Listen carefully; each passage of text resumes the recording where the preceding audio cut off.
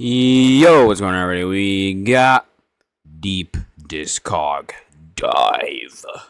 Michael Jackson. Now I've been thinking of reacting to more of these, and he just came out with Michael Jackson, so I'm just like, fuck it. I mean, might as well. I mean, this is probably gonna be good, right? I mean, most likely. Not gonna lie, he should do John Mayer. When I'm just saying, John Mayer. Or we already did Maroon 5.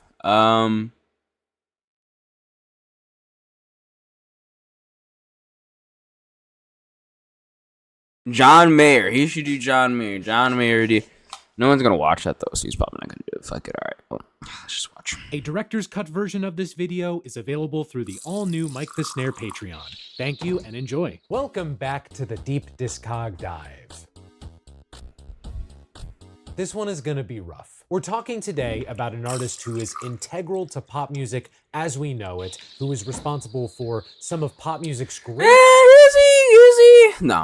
songs, and who also lived a very tragic life in a lot of ways.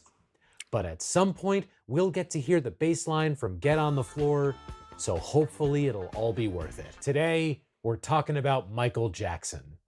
Still have yet to listen to an album of his.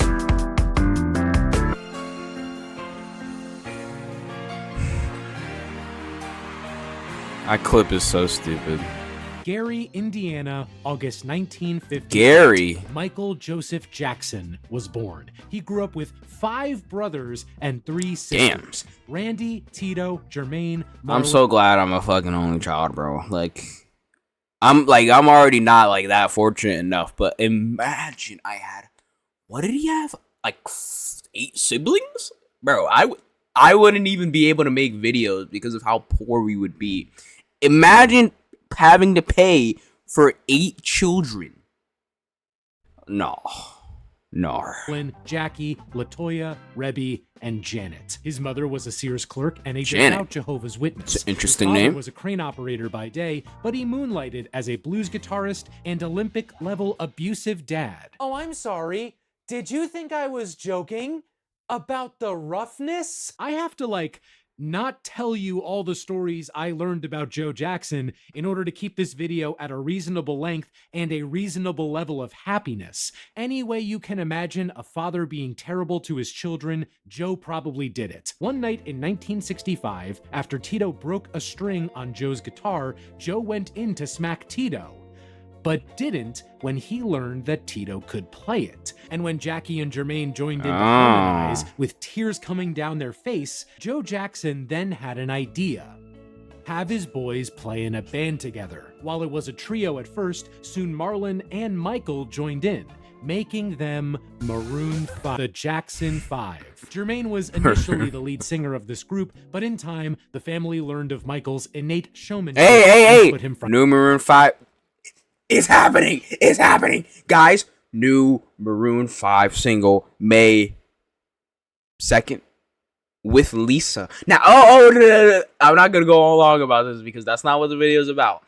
But bro, I'm just saying, I like a year ago I was talking about Maroon 5 comeback. Like he needs to do, either something new or something with the rap feature that they usually do, but they combined both. They got a feature, but it wasn't the rap feature. It was a K-pop feature.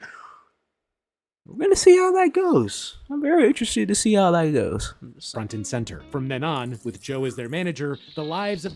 Will Maroon 5 finally get the hit that they need to come back?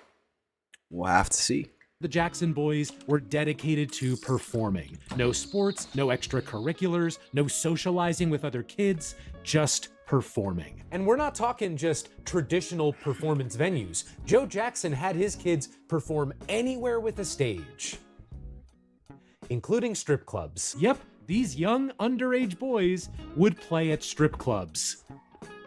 God rest the dead, but Joe Jackson, what the actual fuck? All of these shows took a toll on the boys, especially Michael. He felt, as the leader, he could not afford to take time off. Joe Jackson certainly wouldn't have allowed it. He would come down especially hard on Michael. For example, he would call Michael Big Nose due to young MJ's self-consciousness about his nose. What a loving father this guy was. Joe's ultimate goal was to get the Jackson 5 signed to Motown, but he wasn't opposed to other deals. The group's first contract was with Steeltown Records, under which they released the single Big Boy. The Jackson 5 kept gaining momentum, playing venues like the Apollo, getting co-signs from artists like Gladys Knight. Gladys was actually so impressed that she told Berry Gordy of Motown to sign these dang kids, but he passed. It wasn't until Bobby Taylor saw them open for him in July 1968 that the path to Motown finally became clear. The Jackson 5 auditioned at Motown headquarters, and finally, Berry said yes. In March 1969, the Jackson 5 signed a 7-year deal with the famed 7-year deal, god damn, to work on their debut album. This is where Michael, as the star we know him as now, really began to develop. Working with Berry in the studio not only developed his technical vocal chops, but also awoke in him perfectionist tendencies, a keen ear for production, and a fierce interest in the music business.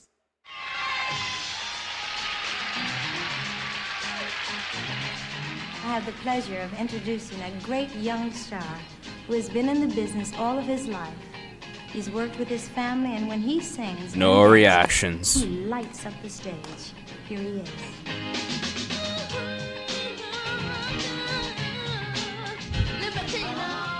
In October 1969, the Jackson 5 made their Motown debut with I Want You Back. I Want You Back topped the Billboard charts in January 1970. Damn, it did? And from then on, the Jackson 5 ruled pop music. When it came time to launch their debut album, Motown's PR team thought it best to tie the group to the legendary Diana Ross. That album came out a few months after I Want You Back. Diana Ross presents the Jackson 5. And this is what I should let you know from here on out. I am not going to individually cover the albums made by the Jackson 5 or the Jacksons. I'm sorry. It's about Michael Jackson. I will continue to talk about the group, but only as it relates to Michael. Their next 3 singles, ABC, The Love You Save, and I'll Be There, all topped the charts as well. Damn. An adoring fan base, a TV show, merchandise, a Rolling Stone cover. Why does this 11-year-old stay up past his bedtime? The murder of Ruben Salazar. Life was good for the Jacksons, who had moved from Indiana to Encino, California. Joe didn't just stop with the Jackson 5, though. He had 4 other children to exploit. While this was going on, the 3 daughters went out to Las Vegas to perform as a group. Same with Randy. But the Jackson 5 still had opportunities for exploitation. There were 5 of them, after all. Sure, they could release music together, but what about individually? In January 1972, Michael Jackson released his debut album, Got to Be the— Oh, look at that fit! Oh, he looks so clean! Can I have that fit? I want that fit. Like the Jackson 5's debut album, Got to Be There is a mix of originals and covers. The covers range from Bill Withers to Carole King, and the originals were handled by Motown's songwriting and producing team, The Corporation. The songs that made the Jackson 5 big were all boisterous and upbeat, but Got to Be There is more reserved by comparison. It's still got that classic Motown sound, but it takes a backseat to Michael as a vocalist. And man,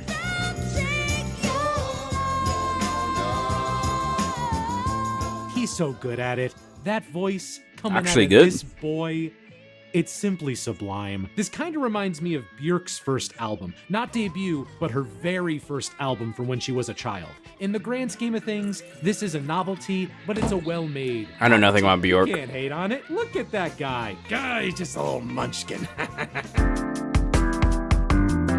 Got to Be There was well received. Why was it named Critics Ben? didn't see it Who as the a fuck huge is Ben? artistic statement or anything, but it sold well along with all the other Jackson 5 things. Michael and Motown knew to keep striking while the iron was hot. They had spent the months before his first album's release recording the next one, Ben, released in August 1972. Would you like to know why it's called Ben? Try and guess, because if you That's don't what I know asked. already, I guarantee you won't be able to I get it. just don't fucking know. Okay, got a guess in your head? Okay, so Ben is named after the title track. The title track was written for the movie Ben. Ben is about a killer rat. And it's the sequel to the classic film Bob. Willard. Oh. What the fuck is that? Ben begins.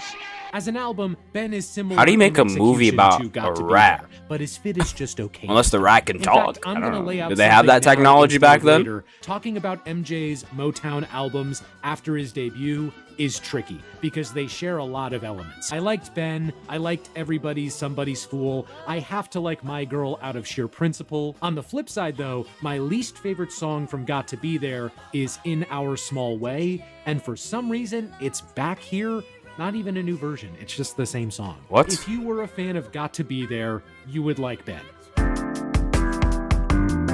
Ben, Music and like Me. Precious, did better with both reviews and sales than its Ben-less predecessor. The title track even got nominated for the Oscar for Best Original Song. Every song that has won that award Damn. is now worse because they aren't about a killer rat. But Michael didn't get to rest for long. Ben came out during the sessions for his third studio album, and we got that third album less than a year after Ben. Wow. Music and Me in April 1973.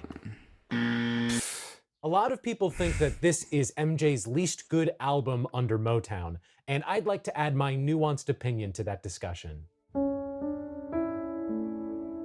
I know I praised Got to Be There Why is for he a more looking at me? laid-back production style, but now I feel it's laid way too far back. Like it's just perfectly horizontal now. Without Michael's voice, excellent as always, this is essentially Motown Muzak. Michael, at this point, was firmly a teenager, even when Motown said he wasn't. His voice was changing. He was changing. He wanted to have more of a hand in production, to play instruments, to be more like other Motown acts like Marvin Gaye and Stevie Wonder. So he went to Motown, the label famous for giving artists creative freedom, and asked if he could play more of a role in making his own music, and they said No. So to that extent, Music and Me feels like Michael Predictable. hitting the creative ceiling, so to speak. Some tracks are worth checking out, With a Child's Heart, All the Things You Are, the title track, but it's an inessential listen. Held back by the Motown structure Michael was made to follow. That said, though, fit is quite good. Loving that sweater vest, my guy. Forever Reviews Michael. and sales for Music and Me were more mixed than Michael's past two albums. He was able to delay making a fourth album so he could do some of that teenage development that was all the rage. Well, we've got a year and a half until that album. How are the Jackson 5 doing? Okay. They weren't selling as many records as before, understandably so. The corporation, who wrote all their big hits, left Motown in 1973. Oh, but damn. across America at this time, there was a new music craze Disco. called disco. In February 1974, the Jackson 5 tapped I remember into it that like it was craze yesterday. with songs like Get It Together and Dancing Machine. That second song was especially popular, easily the group's biggest hit in 3 years. Look at Michael, he looks so happy. He's even doing the robot. This performance is regarded as what popularized the robot, which is sort of Really? surprising in hindsight. It's also the first in a series I like to call Oh, That Was Michael, in which I highlight things that look routine or commonplace now, but were actually introduced or made popular by Michael See, Jackson. did That Taylor Swift popularize the robot? No, I don't think so. energy definitely came with Michael into sessions for his next album. In January 1975, we got Forever Michael. And I'm gonna be real, it's painful. I know that sounds like a terrible clickbait thumbnail, but hear me out. There are moments where I hear the MJ that would soon take over the world. Not just with the music, but Michael's voice had deepened a bit, making him sound more like he does on his biggest hits. Take one listen to songs like We're Almost There, Just a Little Bit of You, Take Me Back, and tell me you don't hear the man who would go on to make Ghosts. But in that same way, it hurts when I want these songs to reach the heights of his best disco tracks, and they don't. Still, it's a solid and necessary step in that direction, and the production is a much-needed shot of adrenaline. Ladies and gentlemen, if you would now lower your safety bars, keep all hands and feet inside the vehicle at all times, because we are about to take the hell off. Forever Michael This was is the a first one I critical actually return to know. form for MJ, but it would end up being the least commercially First album. successful album of his. Perhaps that was due to competition. Motown only really promoted it in the spring of 1975, and even then, it was a joint promotional campaign for Forever Michael and the Jackson 5's latest album at the time, Moving Violation. It's not like that helped the Moving Jackson 5 Violation. either. Dancing Machine was a boost to their That's commercial actually a viability, fucking cool but name, I can't it was lie. short-lived. Michael, his brothers, Joe, everyone Wait, was wait, frustrated wait, with wait, wait. 1, 2, 3, 4, 5, 6. I thought you were the Jackson 5. Are you serious right now? To write their own songs and to have a better royalty rate. And so, after some negotiating, the Jackson 5 moved to Epic Records in early 1976. Fuck is Epic However, Records? They ended up losing Jermaine as he stayed with Motown for his solo career. Randy would take his place. They also had to lose their name. From then on out, they would be known as the Jacksons. Under Epic Records, Michael was still a de facto leader of the group, as well as its chief songwriter. And somehow he had time to pursue other opportunities. For example, in the summer of 1977, Michael moved with his sister LaToya to New York City for a film. The head of Motown's film division, Rob Cohen, thought Michael would be perfect to play the Scarecrow in Sidney Lumet's adaptation of the 1974 musical The Wiz. Granted, Sidney wasn't super convinced. He saw Michael and his family as a bunch of Vegas acts. You know who else wasn't convinced? The film's music director, Quincy Jones. But once Michael came out to audition, everyone knew he was the guy for the job. In October 1978, Michael made his big screen debut in The Wiz. The movie tanked. Yeah, maybe you wouldn't think it today given the film's cult status, but The Wiz was not well received back then. Michael's performance was considered a highlight though, and I'll always love Can You Feel the Brand New Day, even though I first heard it on Family Guy. I don't know what that says about me. This was a formative time for Michael, not just working on the film, but also living in New York, taking in the city, absorbing its music scene right when East Coast hip-hop was forming. It was enough to make a guy start thinking about a new album. And get a rhinoplasty for the first time, but mostly the album. In fact, during The Wiz's production, Michael asked Quincy if he knew of anybody who would want to produce his first album under Epic. And Quincy said, Me. In August 1979, Michael Jackson released Off the Wall. You make me feel like that. Bro, why are his socks so shiny? When two real-ass pop music fans see each other in the street and start talking about real-ass pop music, this is the album they're talking about. Which is interesting because this disco album came out right as disco was becoming reviled. They even had a whole demolition about it. Yet this album would be a commercial and critical success. Why? Because of the songs. These are gold-plated, handcrafted, military-grade songs. Military grade. Goose off these songs. That opener, Don't Stop Till You Get Enough. Pure, unbridled joy. It's that same feeling I got when I heard I Want You Back for the first time. Rock With You is the song that plays when you get to heaven and everyone's roller skating and eating cotton candy. It has the quickest 0 to ooh. This has got to be his best song, right? Well, I don't know, like at least best hit, because like I haven't really ever like gone deep into his discography. I've only heard like all the hits, which were probably most of his songs, because like it's fucking Michael Jackson. Like most of his songs are like fucking hits, right? Yeah, but I don't know. Like I was never really crazy for Thriller. Like Thriller's good, but like it's it's not anything crazy. At least to me. Like, compared to, like, Thriller is still crazy, but, like, compared to a lot of other Michael Jackson songs, I just like those more. Rock With You is so good, though. This song is actually so good. Plays when you get to heaven and everyone's roller skating and eating cotton candy. It has the quickest 0 to ooh speed of any song. Ooh. This one was written by a new member of the MJ crew, Rod Temperton, from the band Heatwave. In fact, Off the Wall has contributions from lots of folks who would become mainstays in MJ's music and life. Rod, Bruce Sweetian as engineer, and of course, Quincy Jones. Much like MJ, Quincy's secret power was knowing the right people and how to best work with them. By 1979, he had a large network of studio musicians on call, and together they give Off the Wall a ludicrous sheen. Of course, it's not just the personnel involved behind the scenes that matters. You could build the most beautiful garden anyone's ever seen, but if the centerpiece is... yeah, it's a wasted effort. Thankfully, the centerpiece here is Michael. A voice that was as stunning as ever, but with a boatload of confidence to go behind it. True. You can hear him smiling in these songs. It's infectious. How about Get on the Floor? No. Okay. No. What was that?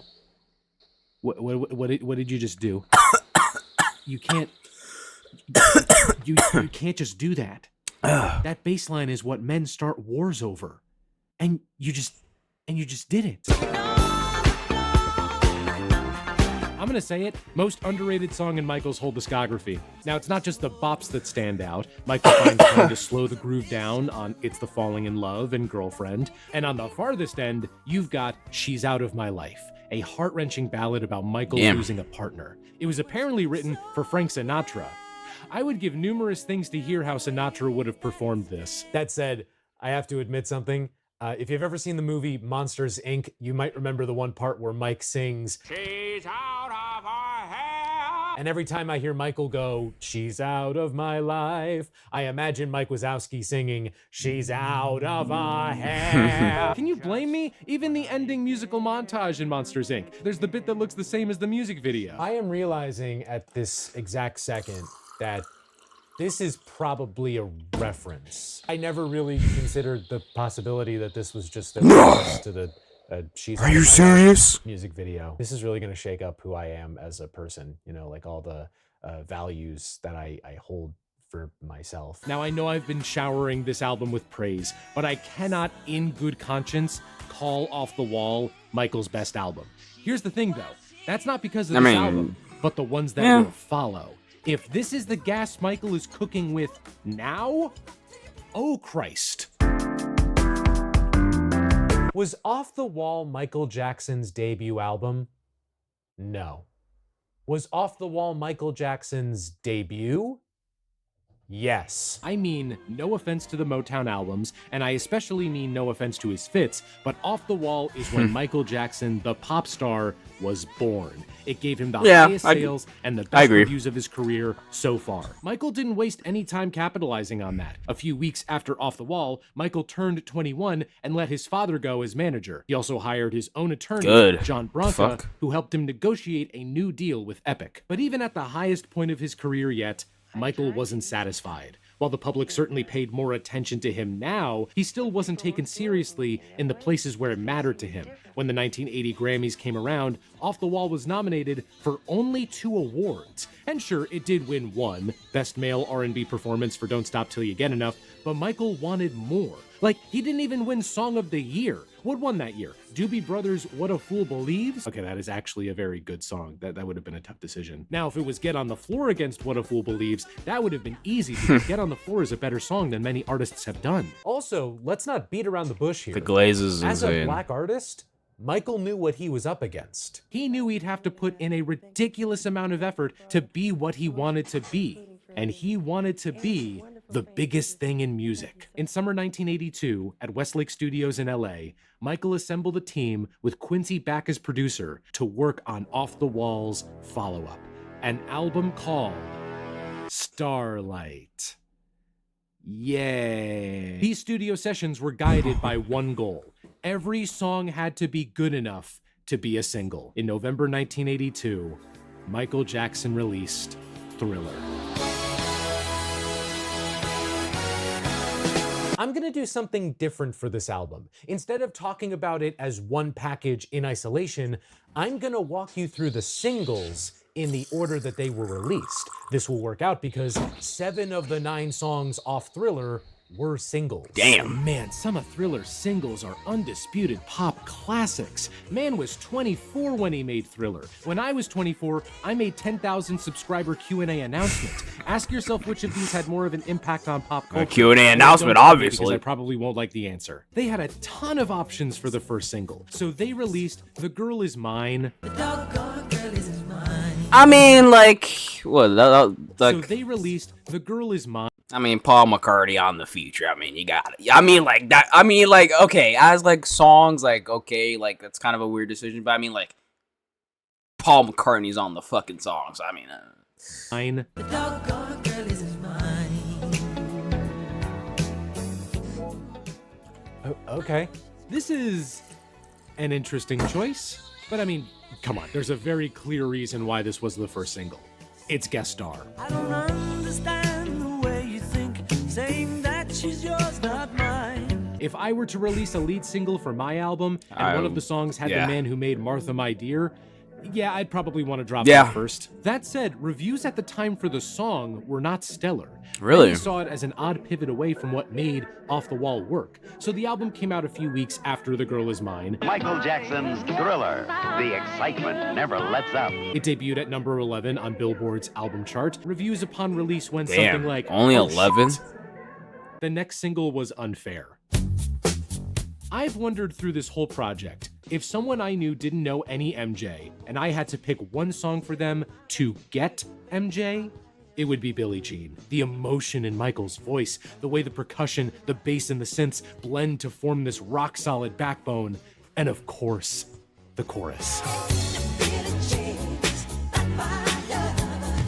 This is also the introduction of a theme that will continue to pop up in Michael's lyrics. Paranoia. Despite being one of the biggest names in pop music, or perhaps because of it, MJ wrote several songs that reflected an unease around fame and attraction. Special mention should also be made for I mean, that kind of music makes video. sense. Like, Now, there is a very famous video from Thriller that I will devote more so time young. to, but Billie Jean's video was crucial to its success. MTV at Really? the time didn't want to play non-rock and roll artists, so CBS head Walter Yetnikoff called them up and threatened to pull every act under CBS's umbrella if they didn't play Billie Jean. Sure enough, Billie Jean got heavy rotation on MTV, which led Thriller to really take off. And Damn. we're not even halfway through the singles. Next was Beat It, a parody of Weird Al Yankovic's Eat It. You're telling me Michael Jackson recorded a parody of my song? Yeah, that's what I'm saying. Same music, different words. What kind of sick freak changes the words to someone else's song? I don't know why people keep saying Weird Al parodied Michael when Michael clearly stole Weird Al's original song, Eat It. This movie with Daniel True. Radcliffe said so. It must be accurate. Don't pay any attention to the fact that Eat It came out after Beat It. That aside, it's a bop and 11/16 with a killer guitar solo from Eddie Van Halen. Beat It also got the music video treatment with a visual that's quite literal. Michael breaks up two gangs with the power of dance. The gang members in the video are actual gang members, by the way, recruited from around LA. We're roughly halfway through the singles now. Too High to Get Over, Too Low to Get Under, We're Stuck in the Middle. Wait, wrong song. Single number 4 was the opener, Wanna Be Startin' Something. Let me just say, the moment where the chants come in, I get chills every time I hear it. This Plus song Michael is doing his fucking fire. hoo-hoos, embracing his inner owl. Single number 5 was Human Nature, the closest thing to a ballad on the whole album. I love the transitions between choruses and verses. Such a good chord progression.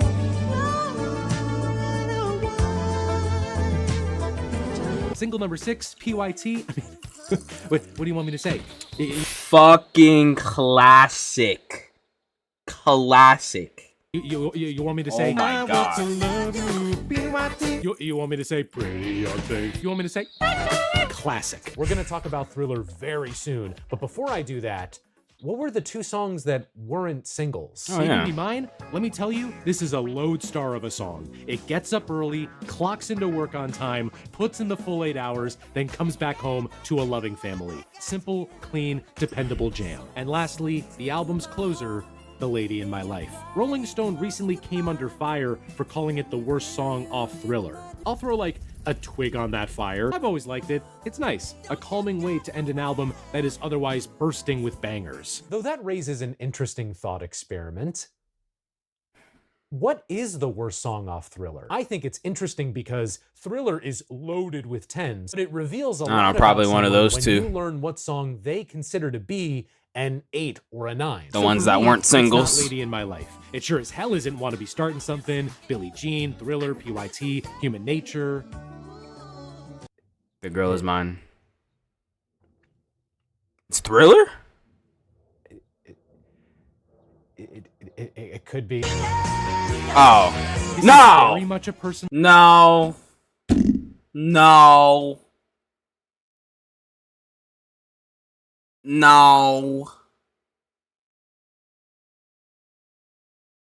No. Opinion, but if any song on Thriller has been diminished after hundreds of listens over hundreds of years, don't ask. It's Beat It. I respect it, of course. I'm not insane.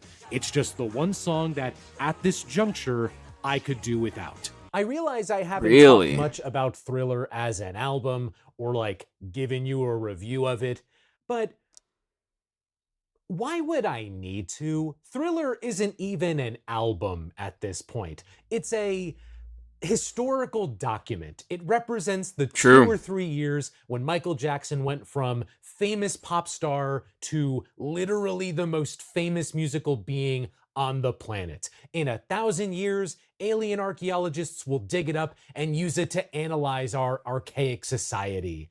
And that's all because it's outstanding. With Thriller releasing in late 1982, 1983 was really the year it took off, and its cultural dominance was aided by a few things. In May 1983, Michael and his brothers performed at Motown's 25th anniversary concert. A nice little melody of the Jackson 5's hits. Nice. But then, MJ stayed on the stage to do Billie Jean. If my research is correct, this was the first time a song from Thriller was performed live. And it's remarkable to hear the audience's little gasps and cheers as Michael moves. He's up there and he's got all the glittery clothes like the socks from the Off the Wall cover. He's looking real cool. That right there was the Moonwalk, a dance move that would define MJ and become synonymous with his artistry. It's like that, hee hee, and Shimon. The live performances didn't end there, though. In August 1983, Michael joined his musical idol, James Brown, on stage at a concert at the Beverly Theater. And he wasn't the only guest. A big round of applause because he just insisted that I introduce Prince. He's here, Prince. Oh my, look who's here, everyone. Prince! At this point, Prince had released 1999, his off-the-wall. This is the only time Drake Michael and Kendrick ever shared the same stage. In fact, Michael would later mock Prince for mistaking this light post as real and then falling down when he leaned away from it. Yeah, it turns out MJ and Prince really weren't the best of friends, or really friends at all for that matter. I'm sure some of that was due to a sense of competition, both of them being rabid perfectionists when it comes to music. In later years, Michael would say that if he didn't make the music that was in his head, God would give it to Prince. They'll continue to interact here and there, though. By the summer of 1983, Thriller's chart performance was starting to dip a little bit, but MJ and team had an ace up their sleeve. While his initial deal only allowed for 2 music videos for Thriller, Michael was able to rally together funding for a third. In December 1983, over a year after the album came out, its title track was released as the final single. Like the album, the song was originally called Starlight, and the original recording of it is public. Let's listen to it. No, stop. It's surreal to hear the song most associated with Halloween with non-spooky lyrics. 'Cause this is Starlight! Like what? Like, no, stop. This version is scarier than the one that's meant to be scary. Thriller is the kind of song where every part of the song could be the hook. Listen to that little synth in the chorus. Isn't that part great? I'm like the only person in history. This video scared me as a kid. And then you throw on that one harmony in the final chorus. And Vincent Price dropping bars over the outro. And grisly ghouls from every tomb. But that wasn't everything. Along with the single, we got the Thriller music video, yeah. Directed by John Landis. Hey Michael, what's your favorite song off Yuck's 2011 debut album? Get away! Ooh, mine too. Thriller is essentially a short film, and not just in how it's structured, with the song not even coming in until like 4 minutes in, and even then it's spliced in a different order. We're talking a huge makeup team turning MJ into a werewolf. We're talking the costume designer from Raiders of the Lost Ark designing MJ's jacket. Thriller was a full-on production, a reimagining of what a music video could even be. It didn't just have to be a musician playing an song. It could have story, drama, spectacle. Michael Jackson's Thriller would debut on MTV and then be sold on VHS tapes. It is more than just a video. It's a short film and quite a piece of art from Michael Jackson and John Landis. When we look back on this video, what was more important? It single-handedly doubling the album's sales? Damn! Or the Thriller duck? Thriller duck. I know my answer. Let's take a quick pause from the ever-growing cultural omnibus that was Thriller to talk about Pepsi. In 1984, Michael would start working closely with the brand on several commercials, like this one here. You're the Pepsi generation. Can you imagine if any artist today just remade their song to promote a product? Say you can't sleep, baby, I know that's that mean espresso. Actually, that would be pretty seamless. He also filmed another commercial for Pepsi with his brothers. It's set during one of their concerts. It looks like a lot of fun. However, during the filming of this commercial, something would happen that would change Michael's life forever. During one of the takes, the pyrotechnics went off and Michael's head caught on fire, giving him second-degree burns. I'll get into why later, but this was one of those fork-in-the-road life moments. There's a chance that, had this not happened, the rest of Michael's life would have played out far differently. I know we're spending a lot of time on the Thriller era, but this next section is honestly so fascinating to me that I couldn't help but include it. Honestly, I would love to cover this slice of history in its own video. But for now, let's talk about the Victory Tour. First off, and this might surprise you, there was no tour for Thriller, no dedicated tour at least. The Victory Tour was effectively MJ's tour for Thriller. Not just because the album had come out before the tour started, but because everyone was there for Thriller. In theory, the tour was for the Jacksons' album, Victory. It was, in fairness, a commercial success on its own, and in unfairness, made solely so the Jacksons could go out on the road and capitalize off Thriller. Hell, they didn't even perform any songs from Victory on the Victory Tour. Again, everyone was there for Thriller. The tour was funded in part by famously cool-headed Don King and promoted entirely by Billy Sullivan. At the time, Billy Sullivan was the owner of both Foxborough Stadium, now known as Gillette Stadium, and the New England Patriots. Why did bro pop out for it? Did not go well for a variety of reasons. First, the ticket pre-sale. Billy, Don, and Joe Jackson came up with a new way to run the ticket pre-sale that would earn them some extra dough. The TLDR of it was, if you wanted to go to this tour, you had to send in money for 4 tickets, which would then be put into a lottery. The money would then be held in a money market account that would generate interest as the money was sitting there. So the people who didn't get tickets would still get their money back, but the parties involved would get an extra 10 million or so in revenue. Michael did not like this plan. A ticket on its own was $30, so requiring $120 for 4 was going to keep tickets away from a lot of his fans. He was worried this would be a PR nightmare. And it was. Suppose you just had, it was just one person wanted to go. And then you had to have order 4. I think that's stupid. And if you didn't get tickets, you get a refund in 4 to 6 weeks. That is shit, actually. $120 can't get them. They just won't show up. The public was not happy at all, to the point where James Brown, Michael's idol, refused to go see the tour. And once the tour got moving, the problems didn't stop. Health issues, difficulty selling out the later shows, and worst of all, the tensions between the Jackson brothers boiling over. In fact, at the tour's last stop in LA, during the final song, Michael announced something. Listen up. I'd like to say, this is our last and final tour. Damn. This was a shock to everyone, audience and family alike. Michael's time as a member of the Jacksons ended that. Look, bro. I feel like I don't know. I feel like him performing with the Jacksons is like so beneath him by that point. Like, it's just kind of like, what is the point of this, you know? Like, even with, like, oh, the Victory Tour, and then they played no victory songs, like, that kind of just shows how beneath them they are. Even though, you know, that is his siblings, as an artist, still, you know, doing things with them, just, like, kind of, like, okay, like, that shit was, like, 20 fucking, or not 20 years ago, like 15 years ago, like, okay, like, we, like, come on, like, there's no point in this as a musical artist. I guess, I understand why, you know, maybe he has siblings, you know, they want to keep performing and shit, you know, their family.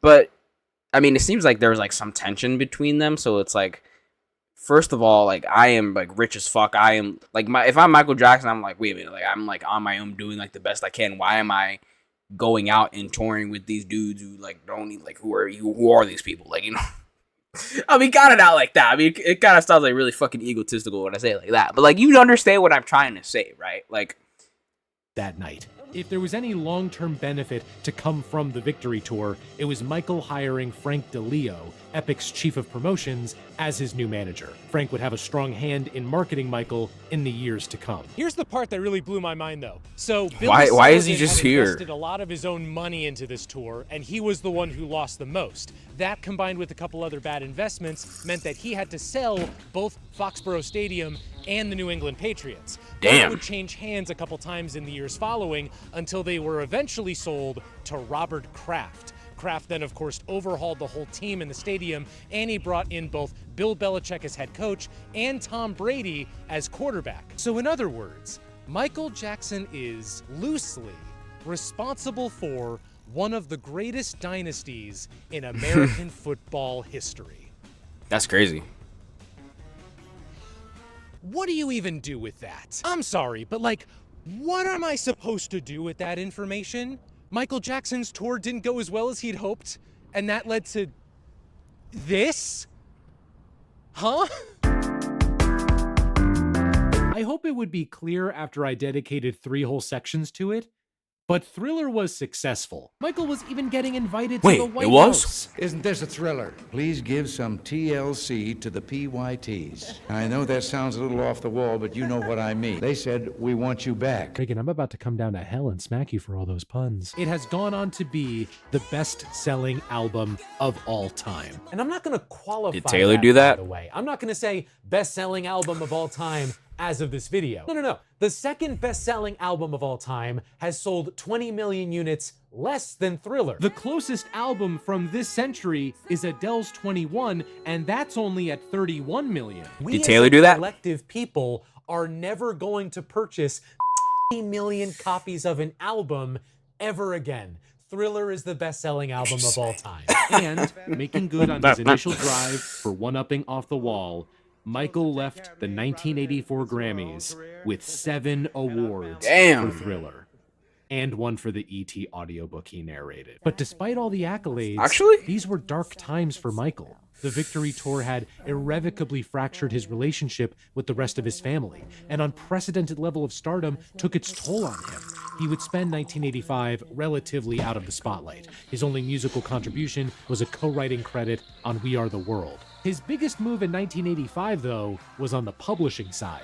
He finalized a purchase of ATV Music Publishing. Michael had spent the 80s getting more into the world of music publishing, an interest that was sparked by a 1981 conversation with Paul McCartney. While Michael owned a few publishing rights by 1985, the ATV purchase was his biggest haul yet, a catalog of over 4,000 songs, including most of the songs made by the Beatles. Apparently, Michael did tell Paul beforehand what he was planning to do, but Paul thought he was joking. Their relationship after that was rocky, especially when later on, Michael would license Revolution out for a Nike commercial. Michael deserves a lot of recognition, not just for his performing talents, but his business acumen. In that sense, he reminds me a lot of Taylor Swift, though of course the two are very different artists. The business development didn't stop with music, though. 1986's Captain EO premiered at Epcot, was directed by Francis Ford Coppola, and was executive produced by George Lucas. Captain EO did 4D before Spy Kids 4.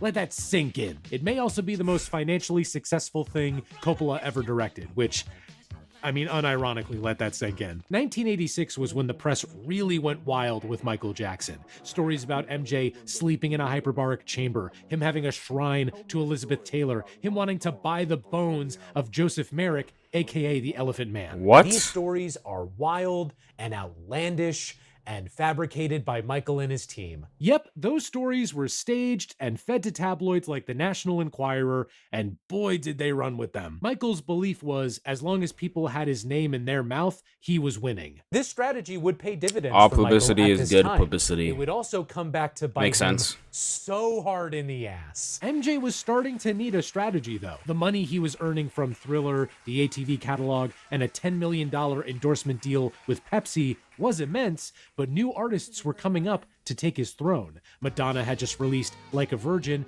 and that guy who fell off the lamppost had put out Purple Frickin' Rain. MJ had to show these fools what was what. He had to make a follow-up to Thriller. This follow-up had been in the works on and off for the past couple of years, but 1986 was when it really kicked into high gear. Michael brought back Quincy Jones, as well as most of the key players from Thriller, and some new faces. Where the goal with Thriller was to make every song a hit, the goal with its sequel was to sell more than Thriller. MJ's target number was 100 million copies sold. I don't know about that. Did he do it? Did he? In August 1987. All right, sorry, I fucking ran out of storage. So I have to, whatever. All right, I'm back. 1987, Michael Jackson released Bad. And Bad is good, but not this good, more like this good. I'm gonna straight up quote Todd in the Shadows on this. The lead single and title track is an I'm Back Bitch song. It's not actually about anything aside from how insanely, untouchably cool Michael Jackson is. Prince was originally gonna be on this. So why Actually? wasn't he? The first line of that song is "Your butt is mine." Your butt is mine. Now I said, who's gonna sing that to whom? Cause you sure ain't singing it to me. And I sure ain't singing it to you. Special shout out to the music video. Imagine, directed by though. Shark Tale actor Martin Scorsese. It's one of only 2 music videos he ever directed, the other being the classic, the legendary Somewhere Down the Crazy River by Robbie Robertson. You know what else? The overall production always felt trashy to me, and not trashy like bad, though I guess I do mean like bad, but there's a grittier sound here, a sound that fits well with an album that's more aggressive and more personal. That trend continues on Smooth Criminal. You've been hit by a smooth criminal. It really makes me want to duet battle with someone while 2 cellists play. I will say though, personally, I've always had more of a soft spot for the cover done by Alien Ant Farm. It is a shockingly good cover, one that gives me even more appreciation for the original. Michael not only approved this cover personally, but also loved it. I also get to shout out the strangest edit in music video history. Speed Demon gives me heavy Peter Gabriel Sledgehammer vibes. Dirty Diana shows Michael reckoning with a past partner. While I'm shouting out covers, you ever hear The Weeknd's cover of this? Really good stuff. There are moments for tenderness though. The Way You Make Me Feel, Man in the Mirror. Banger, and my personal banger. favorite ballad on the album, I Just Can't Stop Loving You. Still, the grit, the abrasiveness is what stands out here. The best way to sum that up is the album closer, Leave Me Alone. I mean, it's right there in the name, right? Thriller ends with a sweet ditty called The Lady in My Life. Bad ends with MJ literally singing. Plus a music video that calls out everything the tabloids were saying about him. Bad was the beginning of MJ the artist and MJ the celebrity merging into one, and his future albums will push that envelope even further. But for now, the only thing Bad is bad at is being bad.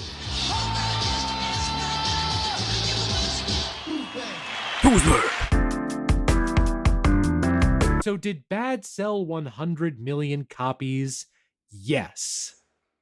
No. As of right now, it's gotten up to 35 million. This was the start of a trend. I was like, what is this background footage we're using? I was like, what the fuck? Copies sold for anyone else? Amazing, incredible, outstanding. But for the guy who made the best-selling album ever, Not to mention, the American public did start to turn against Michael a bit.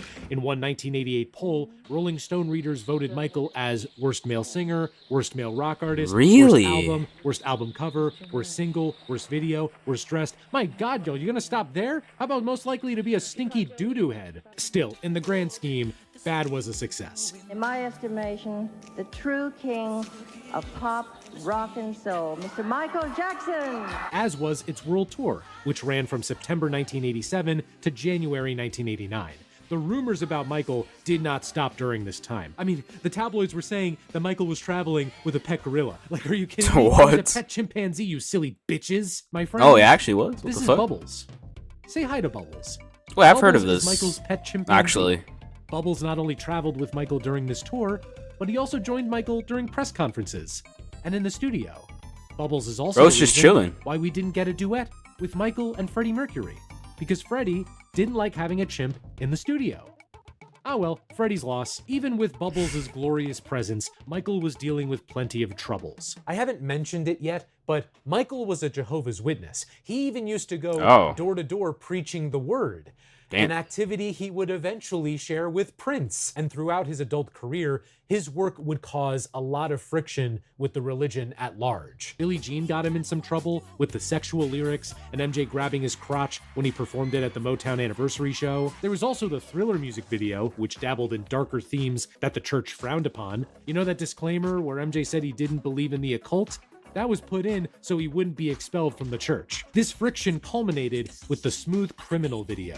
In it, Michael uses a gun, but Jehovah's Witnesses are not allowed to use or even hold firearms. Somehow, the church found out about that before the video came out, and they sent a letter to Michael basically telling him to atone or face immediate removal. Michael responded with his own letter, saying that his art was the gift God gave him to share, and that was that. Though Michael would later say he still considered himself part of the church. Another big shakeup was the dissolution of Michael's creative partnership with Quincy Jones. By that point, their differences had just ballooned too much. Quincy learned he was done through MJ's manager, with MJ's chief complaint being that they disagreed on where music was going. Specifically, Michael thought rap would soon die. Bad was the last time MJ and Quincy worked together. Quincy would go on to become a heavy hitter in music until his passing in late 2024. Aside from the tour for Bad, 1988 was a year of non-musical projects for Michael. He released his autobiography, Moonwalk. He put out his first full movie called Moonwalker. What's next? Twin Peaks Moonwalk with Me? The film was an anthology containing various pieces, like the videos for Leave Me Alone and Speed Demon. Was that the frickin' Noid? As well as an expanded narrative section surrounding Smooth Criminal. Michael has to save children from evil Joe Pesci, so he morphs into a car and kills dozens. What the fuck? 1988 was also the year Jeff Koons made his art piece, Michael Jackson and Bubbles. Yes, yes, yes, yes. Everything is perfect. However, the biggest development for MJ in 1988 was land development. Neverland Ranch opened in March of that year. Effectively a giant amusement park for MJ to live in and a splendid kingdom for Bubbles to rule over. 1990 was when crazy. Moonwalker the movie became Moonwalker the game. Sega put out two versions of it, a top-down beat-em-up in arcades and a side-scrolling looks fire on the Genesis. The Genesis one is more famous these days. See, why don't they make video games like this anymore, bro? Like, imagine fucking imagine Benson Boone. This would be the first of several collaborations between MJ and Sega. brain And dead. while we're talking about collaborations, in March 1991, Michael Jackson signed a massive new deal with Sony, and the public didn't have to wait long for new music to come from it. Dangerous was released in November 1991. Instead of Quincy Jones, the producers behind Dangerous were a mix of old and new. Bruce Swedian, Michael's engineer for years up to this point, Bill Bottrell, a relatively new engineer who joined the crew on Bad, and Teddy Riley, the godfather of New Jack Swing. That same trashy sound I called out on Bad is back again on Dangerous, and it's been dialed up even further, like it's a giant pile now. I think what pushes it even further is the relative sparseness of many of these songs. They got kick, gated snare, bass, some light synth chords, and Michael. That aggression that was all over bad is only amplified when there's less going on. Jam is a good opener that lays out the overall sound of the album, but Michael, did you really need to play that one blast sound every 8 beats? Got it, okay. Remember the Time Continues MJ's trend of great love bops? I really like the way Michael sings. This is a classic, this is a banger. Time. It's very fun to sing along to. And of course, Paranoia pervades songs like Who Is It and the closing title track. The latter has always fascinated me as a closer. It's not as direct a screw you as Leave Me Alone, but the production kinda unsettles me. If I had to pick a favorite song, it would be Black or White, the lead single. That light rock touch they add with the guitar part makes for one of MJ's best banger. runs. In fact, I really like when MJ goes rock on Dangerous. Shout out to Give In To Me for that same reason. Also, for the longest time, I never knew who did the rap verse. I always thought it was some unknown guy. Sure as hell wasn't Macaulay Culkin who does it in the music video. Well, turns out, it's Bill Bottrell. He did it as a temp track, but Michael liked it so much, he kept it on. Though some thought the title That's crazy. was ironic, given, I guess I have to mention it now, his skin. You may have noticed, Michael was looking a bit paler than before. More than a bit, actually. His skin looks I thought I much was going to say different. something else. Mockery about his Maybe skin that's really later, I started think. back with Bad, but it's flat out impossible to ignore now. It's a lot of talk. A lot of people are talking about it and how foolish he looks. The look, well, the new look is not too hot, but the album is great, and he's a great entertainer. Michael suffered from a skin condition. Or the vitiligo? Vitiligo. Yeah. It basically removed pigmentation from the skin, leaving behind really white splotches all over. This had been going on since the mid-1980s, and he would continue to deal with it for the rest of his life. He was also mocked pretty hard for it, with some seeing it as a betrayal of his African-American heritage. If I had to pick a least favorite song, it would be Heal the World. Very sweet message, but the whole thing is too saccharine for my tastes. But kudos to Michael for throwing in environmental messages on top of everything else Dangerous does. In fact, if you can fault Dangerous for anything, it's that it's doing too much. Which is funny because Jam has Michael ad-libbing about how it ain't too much for him. But I disagree. I think it is a bit too much for you, Michael. But still, if there's any artist from this time that could make like sheer the aura is excess just look and crazy, sound good, bro. it's Michael Like, Jackson. does Taylor Swift have this aura? No, she doesn't. Like, the aura is just crazy. So did Dangerous sell 100 million copies? Yes. Yeah, no. As of now, it sold 32 million. Again, huge Still success good. for anyone else, but because it was Michael Jackson, it was seen as a slight disappointment. Reviews at the time also pegged it as a misstep for Michael, though in later years, opinions would turn more positive. Michael also wasn't free of controversy during this era. The Black or White music video is most famous these days for the face morphing section done by the people who made Shrek. That's real, that's a real thing. But the ending where Michael dances aggressively and destroys property got him in hot water. Oh my God, Michael, there are children watching. They don't know what zippers are yet. Still, the MJ train was not showing any signs of slowing down, starting his own charity, the Heal the World Foundation, kicking off the Dangerous World Tour in July 1992, and perhaps most famously, performing at the Super Bowl halftime show in January 1993. Here's another instance of, oh, that was Michael? Before this, Super Bowl shows were not a big deal. They were marching bands and strange up with people shows. Not a single pop star to be seen. But that changed with Michael Jackson. He just comes out. Bro. Changed with Michael Jackson.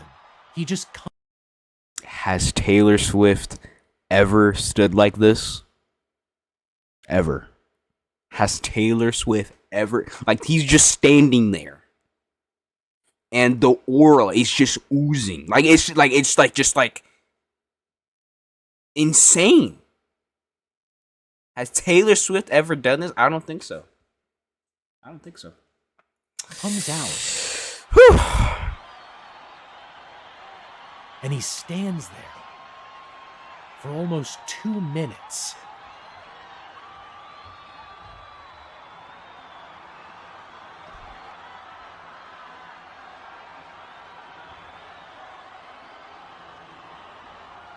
Unreal. MJ's halftime show was the first time viewership increased between halves of the big game, and it would lead to a complete overhaul of what the Super Bowl halftime show was. A month later, he sat down for an interview with Oprah Winfrey. All those tabloid rumors were discussed, and for the first time, Michael brought up his rough childhood and his skin condition. It's in my family. My father said it's on his side. I can't control it. I don't understand. I mean, it makes me very sad. This remains the most watched US TV interview ever, with over 62 million viewers. A month after that, we got the greatest song Michael ever did. What's Up With You was off Eddie Murphy's third album. The song is fine, and the video is... The elephant is dying. A video. You know, now that I listen to it again, something about the mix just sounds off. Who mixed this? Bubbles, I am so sorry. I was not familiar with your game. 1993 was a good time to be Michael Jackson. Look at him here, rehearsing for the third leg of the Dangerous Tour. Yeah, I'm just gonna watch. Hey, is he okay? Why is he sitting like that? Did he just find something out? The 13-year-old boy who says Michael Jackson sexually molested him filed a civil suit. See, this is what I was thinking he was going to talk about before. Star fondled him and engaged in acts of masturbation and oral sex with him. Jackson has enjoyed huge success with preteens, in part because of his crusades for children's causes. The former child star is now in danger of alienating that audience. I am totally innocent of any wrongdoing, and I know these terrible allegations will all be proven false. This is definitely a day Michael Jackson will What have they been? I don't understand. I like. Is Michael innocent? I don't know. I probably have to watch a whole documentary. Maybe I should react to like a whole documentary. There probably is a whole documentary about it like on YouTube probably. That would be pretty interesting to watch. Very like sad too, honestly. But Yes, a civil lawsuit filed against him in America and a torrential downpour. I told you this was going to be rough. In August 1993, Michael Jackson was accused of child molestation. Now, Peter I wanna Panner, make what? 3 things abundantly clear. 1, I will not be spending time going into the details of Michael's history of allegations related to child abuse. I'm not a drama channel. I'm not about to start talking about Blake Lively and Justin Baldoni. It's not what I'm here to do. 2, I will not be offering any personal opinion as to whether said allegations were true or not. There is simply too much so they're out still not there resolved? about these God damn. allegations. So many instances of someone saying one thing and then saying the opposite, that trying to pack all of it in here while also trying to talk about Michael as an artist and his music would feel fruitless and even disrespectful. Also, just putting it out there, I don't want to get doxxed. Have you seen Michael Jackson fans online? Like, we focus on Swifties or Barbs when it comes to passionate fan bases for a lot of reasons, but one that's taken for granted is those artists are still with us, they're still performing. But oh god, you suggest that MJ did anything wrong, you're in for a metaphorical bloodbath. It'll get World War Z up in that shit. I don't need the smoke. I'm choosing to stay out of it. However, and this is number 3. I don't care. I don't have any fans I will really. continue Well, I mean, to bring up these I have allegations some fans. Shout out to you guys, but like I'm like a nobody, so it's kind of like I don't really go as up. we move forward, because they are going to follow Michael for the rest of his life and beyond. Here's what I will say about this case. The alleged victim's family filed a suit in September 1993. While the authorities did conduct a full-on investigation, including a raid of Neverland Ranch, they did not find any evidence of wrongdoing by Michael. They even had to do a strip search of Michael to see if it matched the boy's description of his body, which it did not. Michael would settle with the family in January 1994, mainly to end the immense stress he was under and to recoup lost costs from some tour dates getting canceled. In later years, Michael and legal experts would call the decision to settle a mistake, since it made it look like he was guilty. I should mention one other finding from this investigation, and this was accurate, this was confirmed. By this point, Michael had developed a reliance on painkillers. Remember how Michael's head lit on fire back in 1984? He was prescribed painkillers to kill the pain, but Michael would continue to take them recreationally. His usage increased during this period as everything going on didn't sit well with him. If there was ever a time to change the subject on Michael and put out a new album, this would be the time. And that new album finally came out in 1994. They just forgot what an album was for a second. Sonic the Hedgehog 3, released in February 1994, What? featuring uncredited contributions from Michael Jackson. Why he was uncredited is unclear. Some say it was because Michael didn't care for how music on the Genesis sounded. Some say it was because all of the stuff I just talked about. Also in 1994, Michael's first marriage. He married Lisa Marie Presley in May of that year. Who? The marriage only lasted a little over a year, but the two would stay connected for several years to come. The relationship between Michael and the press was at an all-time low. A press that had been trained in part by Michael to print the most salacious info about him. And I want to be clear, some of that was for understandable reasons. Michael was accused of one of the worst things a person can do. Coverage around it made sense, but it was still a lot. The press had been using this name for Michael over the past couple of years. Wacko Jacko. Michael took great offense to that. Not the wacko part, though, the Jacko part. Why? Oh, because Jacko references a fighting monkey from 1820s London. So it's low-key racist. Even with everything going on with Michael, work began on a new album. So many people worked on this album. Bill Bottrell, Renee Moore, Biggie. Just keep walking.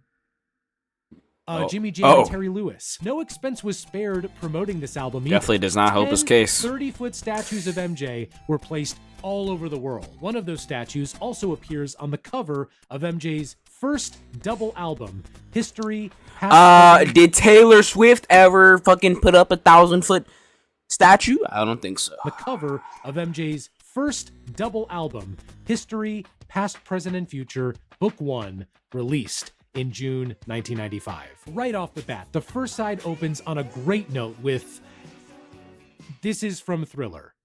Let's try again. The next song is something a bit smoother, but just as catchy. It's From Bad. Rock With You, Heal the World? It's a compilation album. This is a greatest hits album. Oh, yeah, same thing. Side A of History is a greatest hits collection, focused entirely on his post-Motown days. It's one of the best side A's in music history, except it doesn't have Get on the Floor. Okay, the actual album is side B. You know how I've commented on the trend of paranoia and aggression in Michael's music up to this point? And you know how Michael just experienced an inhuman amount of stress due to very serious allegations? Here's chocolate, here's peanut butter, put them together and... Yummy. This is 77 minutes of Michael Jackson saying you to everyone and everything. Lead single and opener Scream sums the whole album up very well.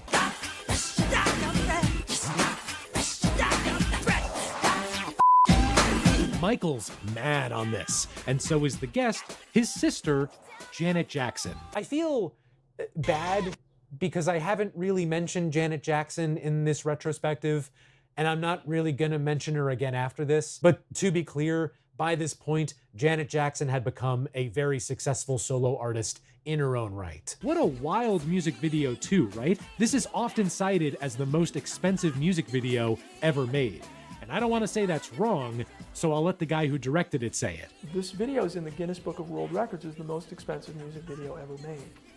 Oh, actually, I reacted to a video I've about always that. loved They Don't Care About Us, especially Maybe you should that go guitar solo watch partway that. through. It's one of the times on History when Michael takes that anger and aims it at larger societal issues. Did Taylor Swift ever do that song? I don't think so. Why is that there? What was that? Okay, there it is again. I hate to be like the mixing, I can't stand the mixing guy, but like, that's genuinely distracting. Like, why is that there? Stranger in Moscow, one of Michael's best ballads, straight up. Also, speed it up a bit, you get the ending theme from Sonic 3.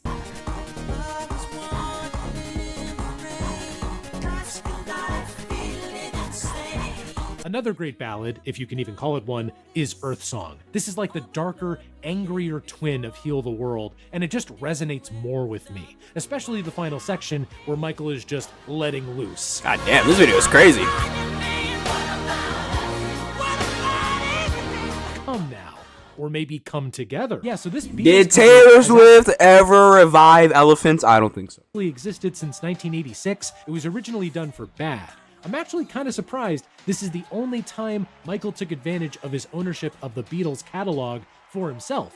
Where's my cover of Wild Honey Pie, Michael? One ballad I don't care for, though, is Childhood. Now, to be clear, the underlying theme of the song and how it touches on the very real abuse Michael suffered as a kid, not hating on that at all. There's just something about the way the song is done that feels invasive to me, like someone telling me their past trauma when I only met them 2 seconds ago. You Are Not Alone was one of the singles, and it debuted at Banger. number 1 on the Billboard Hot 100, which is yet another instance of, oh, that was Michael? That wasn't a thing before this. Songs would usually take a bit of time to climb up the charts, but You Are Not Alone was the first song to ever debut at number 1. I'm gonna bring up Taylor Swift again because she and MJ have another thing in common. I don't click with their music when I can tell it's entirely about them and the music can't back it up. Bad was all about Michael, but Bad was good. Most of the songs on History are good too, but when you listen front to back, it gets kinda tiring. It's a case where I enjoy individual songs, but appreciate the album only at a distance, as a piece of the overall canvas that was Michael's very turbulent life in 1995. Still, the songs that are good are up there with MJ's best. So did History sell 100 million? No, it has sold 20 million as of now. Still great, still enough to be the best-selling double album of all time, still a letdown.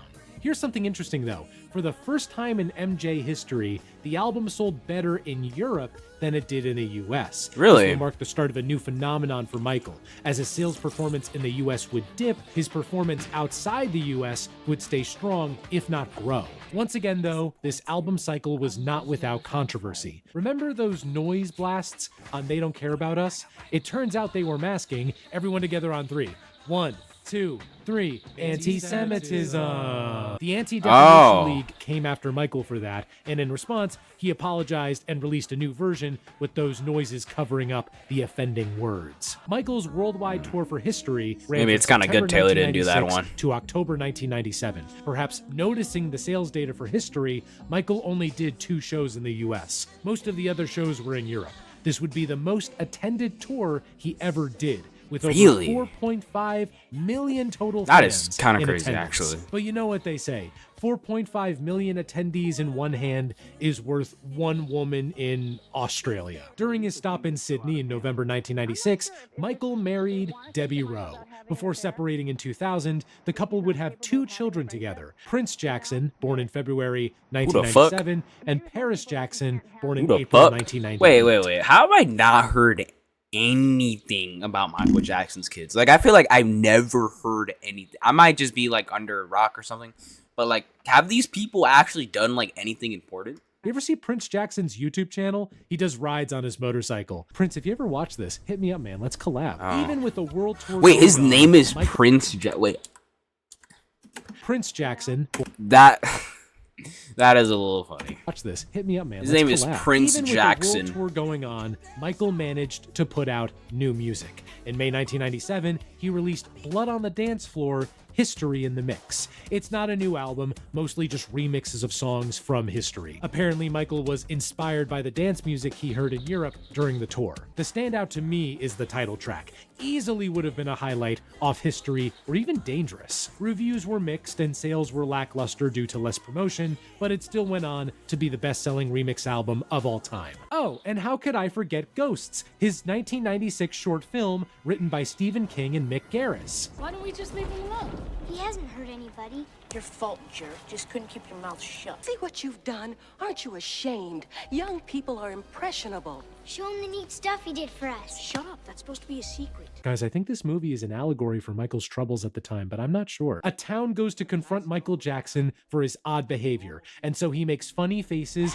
and summons an undead army and rips off his skin to be a skeleton, and also there's Five Nights at Freddy's. Work started on his 10th album. Did Taylor Swift ever do Five Nights at Freddy's? I don't think so. This would end up being the longest wait between albums in Michael's career. MJ's perfectionist side really came came out during sessions for this album, and so did his wallet. 10 studios used, 100 musicians involved, producers like Darkchild and Babyface, and a total reported budget of $30 million.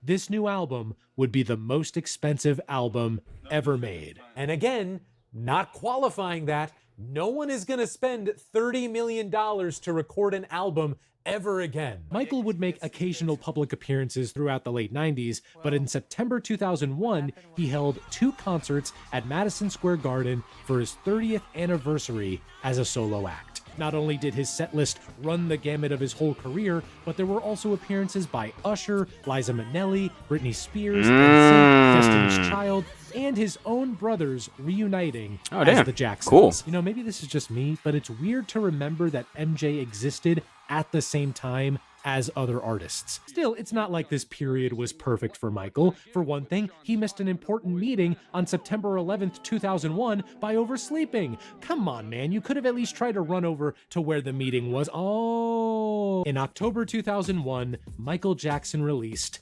Invincible. Take the sound of History and Dangerous, give it some wide-cut jeans and a bucket hat, and you've got Invincible. It's Michael singing over early 2000s R&B production, but I'd argue a lot of it sounds fresh to this day. The opener Unbreakable, for example.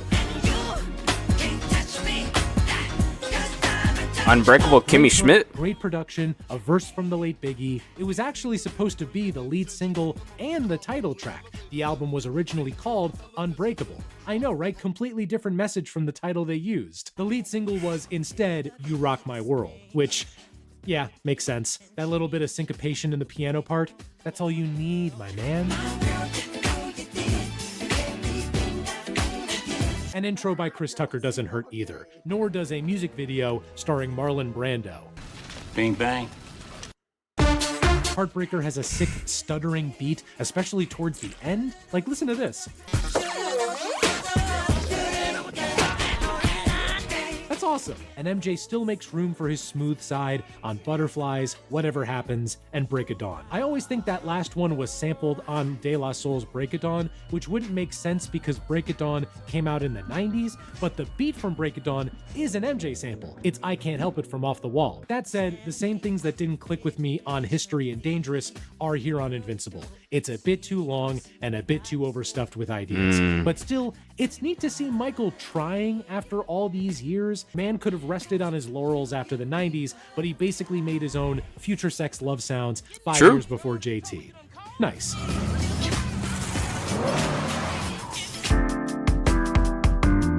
How'd it go? Zed, the Jolocks are gone and the treaty is signed. Good work. Upon release, Invincible was met with okay reviews and okay sales. As of now, it has sold 8 Bro million thought it was copies. Mark Grayson. I'm a broken record at this point. That's great for any other artist, but a huge drop compared to History. More crucially, though, Invincible was the tipping point for relations between Michael and Sony, specifically the head of Sony at this time, Tommy Mottola. Tommy was not a fan of Michael spending $30 million to make an album.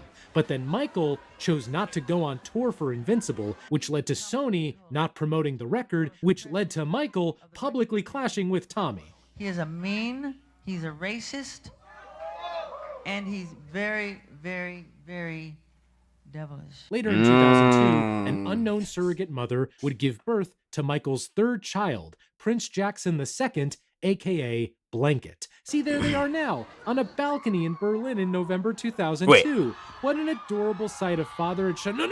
After Invincible's underperformance and the whole dangling a baby off a balcony thing, Michael's image really needed some rejuvenation. Luckily, a documentary crew led by Martin Bashir spent most of 2002 with Michael. That documentary released in February 2003, Living with Michael Jackson. Let's get a new look into the mind of the King of Pop. Is it really appropriate for a 44-year-old man to share a bedroom with a child who is not related to him at all? That's a beautiful thing.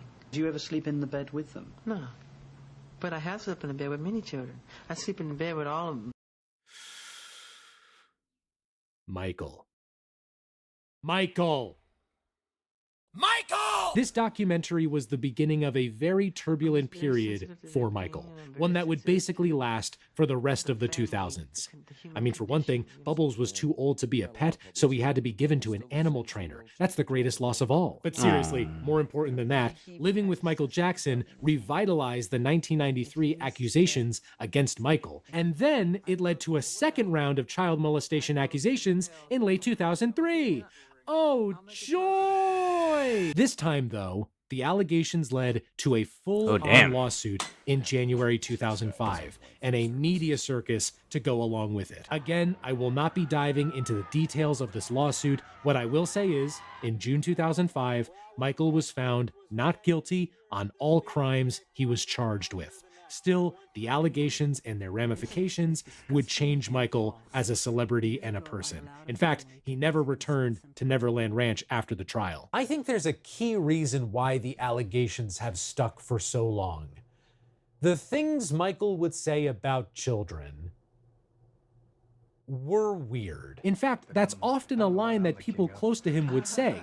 He was a weird guy, but he didn't do anything. The thing is with Michael is that he's not very good at explaining himself, and he never really has been, because he's not a very social person. I mean, you're talking about someone who's been sheltered and sheltering himself also for the last, 30 years. But incidents like the Martin Bashir interview, or the balcony incident, or the overwhelming fixation on children throughout his career are reasons why these allegations have felt true to the public after all these years, as well as the continued instances of folks speaking out. And to be crystal clear, I am not trying to say he is all of a sudden guilty because of the weird things that he said about kids. All I'm trying to say is multiple things can be true at once. Michael Jackson has been found not guilty of child abuse in court. Michael Jackson was robbed of a traditional childhood, and it's very weird when a grown man sleeps in a bed with children who aren't his own. Multiple things can be true at once. What makes this story especially hard to avoid is that as a kid in the 2000s, this is what I knew him for. For context, I was born in 1995. I didn't really learn who Michael Jackson was until 2003, 2004. And when I did, it was from the lawsuit and the balcony. I was introduced to him as this strange, eccentric man. And then my mom played me Billie Jean, and I was like, oh, so he also made some of the greatest pop music of all time. You know what else makes it hard to avoid? We're done on the musical side of things. Invincible was the last album Michael Jackson put out while he was alive.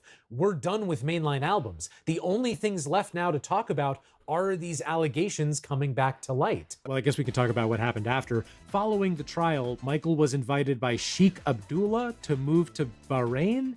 He spent about 2 years there, tried to get a music label off the ground, but that never happened. Then he lived in Ireland for a few months before heading back stateside to live in Las Vegas. Michael was bleeding money at this point, not just due to his extravagant lifestyle, but also his debts. The only consistent source of income he had was his publishing rights. But in 2007, things started shifting, primarily because Michael was open to performing live again.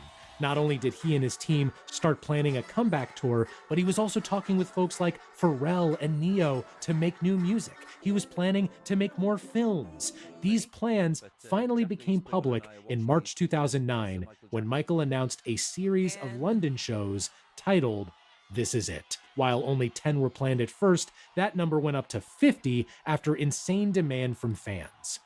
However, and you probably know this, those shows never happened. Sort of immediate Guys, perspective. the LA Times is reporting he's dead.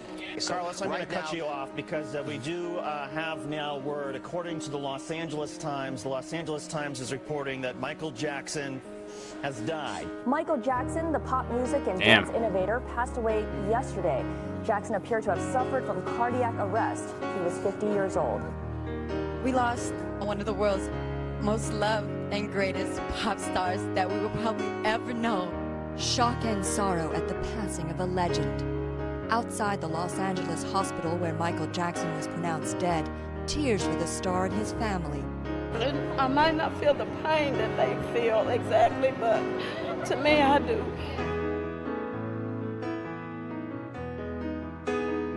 Stunned right now. I love Michael Jackson.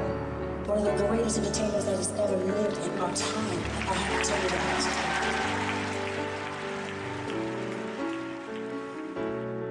Damn. I remember when I covered Prince, I had this anecdote about where I was when I learned. I should Prince probably watch died, that video. And I was hoping that I could have one for Michael too, but honestly, I don't really remember where I was when Michael died. I do remember one thing though, and it's kind of silly looking back, but when I was a kid, there was an app on the App Store called FML. It was basically like a early social network where people would just anonymously post about terrible things that happened to them, and they would end every post with FML. There was one person who posted saying like, oh, I was at school and something really bad happened, like I broke an arm or something like that. And when I got home, I found my parents crying, and I was like, oh my gosh, are you guys crying for me because I broke my arm? And they were like, no, what are you talking about? Michael Jackson just died. FML. There's a scale to Michael Jackson that's hard to fully grasp, even to this day. He reminds me a lot of the Beatles. On the surface, what Michael did might not seem dissimilar to what modern pop stars have done, like Bruno Mars and Justin Timberlake and Usher, but that's because they're all working off his playbook. Who do I admire the most? Ooh.